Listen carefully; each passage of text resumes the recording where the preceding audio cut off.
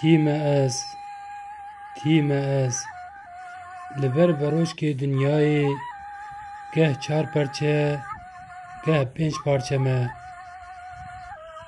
Kîme ez, tîme ez, li pişt sikûra cîhanê, bêzadî û bêmaf. Geh berxê nav guranim, geh çivîka ser çiyanim, geh xweşika ber dilanim. Kîme ez, tîme ez, ava azadiyê, li nav sedsaliya giyana mirovahiyê, miçiqî, loma, kevên sûsik bi azadiyê tîna xwe naşkînin.